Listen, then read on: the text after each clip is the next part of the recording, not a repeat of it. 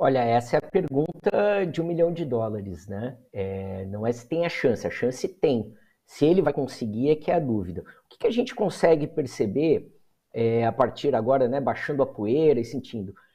Quem agiu naquele domingo foi o que a gente chama de camada intermediária do bolsonarismo, né? Até o professor Rodrigo Nunes chamou de a baixa elite, né? Então esse setor, essa camada que não é a dirigente do bolsonarismo, né, que reagiu, seja incentivada pelas mensagens cifradas, seja por 4 anos estimulando uma sensação, né, um desejo permanente por golpe, e que seja também porque chegou ao limite a história das 72 horas, né? 72 horas para isso, 72 horas para aquilo. Então, um momento eles teriam que vir, né, com diversos objetivos, mostrar força, derrubar o governo, fragilizar o governo, etc., né?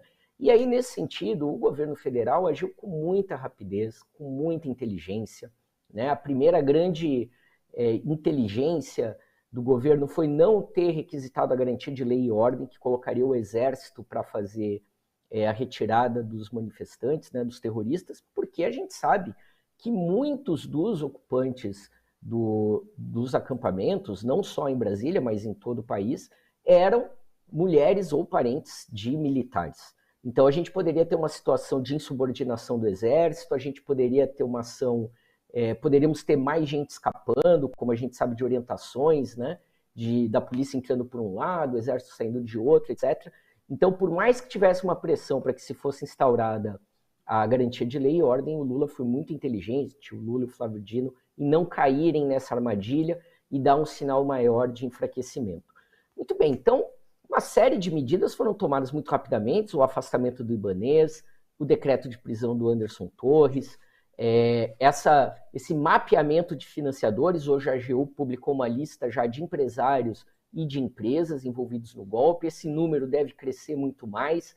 Imagina quando isso chega ao STF, e aí a gente tem o inquérito das fake news com Alexandre de Moraes, que inclui justamente quem são os financiadores, então quando você cruza isso, né, aumenta o número. Então, esse setor, essa camada intermediária, está em maus lençóis, e mesmo eles foram, como o Bolsonaro gostava de dizer, os idiotas úteis. Agora, qual é o problema? Do ponto de vista da camada intermediária, o governo contornou, agiu com dureza, agiu com rapidez, foi cirúrgico e não está recuando. O problema é chegar nas camadas superiores. E aí não resta dúvida nenhuma, e a irritação que o Lula tem demonstrado essa semana é porque é evidente. Há digitais militares em todo o processo de domingo, né? Seja da parte da ABIN, que o general G. Dias ainda não teve oportunidade de mudar toda a estrutura, né? Vamos lembrar, gente, a gente estava no 8º dia de governo, num domingo, né? O presidente atendendo uma situação de crise climática e crise social, né, em Araraquara, enfim. Então, nós ainda estamos com posses de ministros, né? Os segundos escalões estão sendo formados, a operação. Então, ainda há que se desbolsonarizar os escalões do governo. Então, há digitais militares, seja na BIM, seja na omissão do Exército. Percebam que não houve nenhuma menção ainda, nenhuma nota, nem do Ministério da Defesa, nem de nenhuma das forças, né? E essa irritação a gente viu logo na segunda-feira, quando o Lula reuniu com os governadores. Ele, que normalmente é conciliador com as Forças Armadas, ele é prudente, ele não perdeu a viagem, não. Ele disse, olha, tem gente com saudade, queria voltar para a época da tortura e do regime militar. 2 temas que os militares se arrepiam quando ouvem, que não gostam de ser associados, né? O que a gente pode perceber agora, possivelmente o José Múcio, que está muito criticado, foi muito atacado internamente dentro do governo, ele deve permanecer. O Lula sinalizou isso hoje pela manhã, e não deve ser visto como uma fraqueza do Lula, mas uma espécie de segunda chance. E também o Múcio agora tinha a única tarefa, que era pacificar as Forças Armadas. Agora ele sabe que tem que mostrar trabalho e ser mais ágil nisso, porque é evidente a participação do alto comando das Forças Armadas naquela situação, de muitas maneiras. São afinados ideologicamente com o governo que saiu, eles são colegas de formação militar do Jair Bolsonaro, né? Muitos são da classe de 77, 78, 79 das Agulhas Negras, né? estavam aí, fizeram parte do comando do Exército agora ao final, né? Tem relações de amizade, de parentesco, enfim, tem as relações corporativas. Então, mesmo que não tivessem nada a ver, teriam leniência em atacar os culpados, né? Como a gente viu como é que o governo se comportou com o Pazuello, por exemplo, né? Quando ele descumpriu uma regra básica da hierarquia da disciplina militar de não participar de atos políticos e não foi sequer enviado para reserva, ou, enfim, punidos, se não com um puxãozinho de orelha verbal.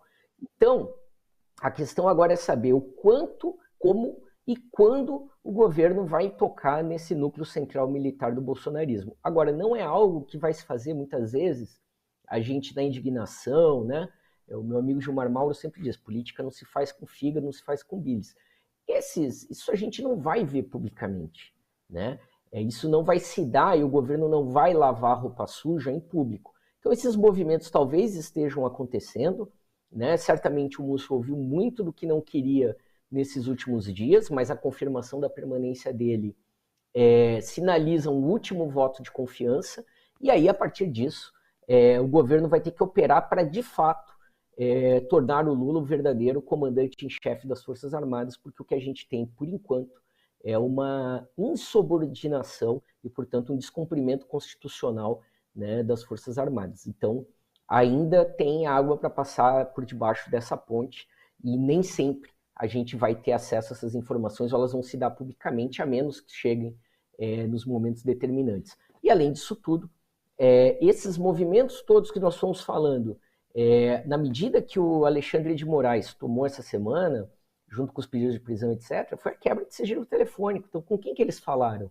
De quem eles receberam ligações, né? Que contatos se tem? Isso vale para o Anderson Torres, que está voltando para ser imediatamente preso nas próximas horas também, né? Então, há um pedido também do telefone celular dele, e mesmo que ele tenha apagado as mensagens, que ele já tem dito, clonaram meu celular, etc., é possível averiguar onde é que ele estava, né, através do GPS, etc., e confirmar se de fato Anderson Torres estava com Jair Bolsonaro antes dos eventos que levaram a essa intentona bolsonarista do dia 8.